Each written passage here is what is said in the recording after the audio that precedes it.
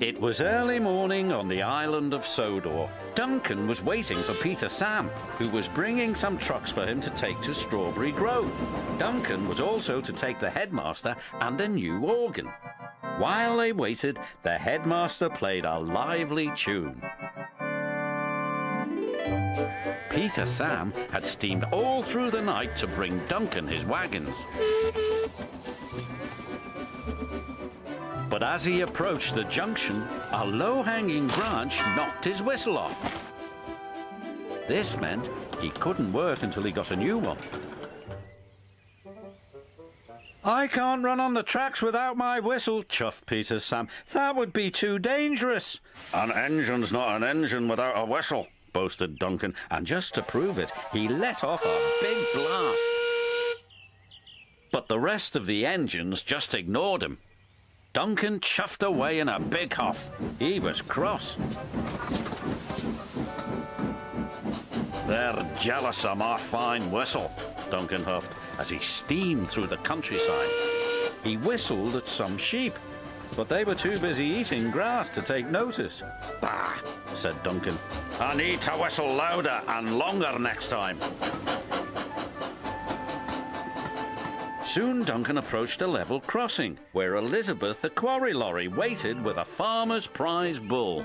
This time, Duncan whistled as loud and as long as he could. Said the bull. "Stop that nonsense, Duncan," Elizabeth called. But Duncan carried on cheerfully down the track. But he hadn't noticed his whistle had come loose.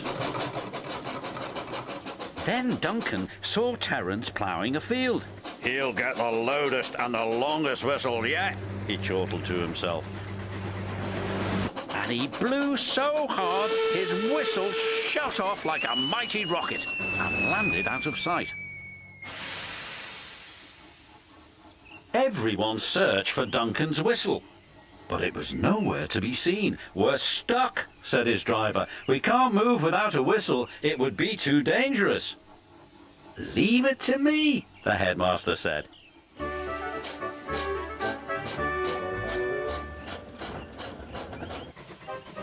For the rest of the day, Duncan didn't make a sound, but the headmaster's organ did.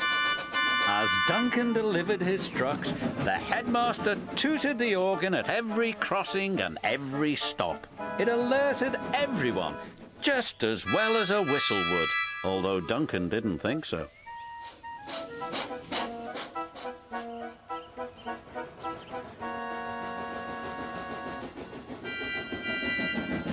Finally, Duncan finished delivering the last of his trucks.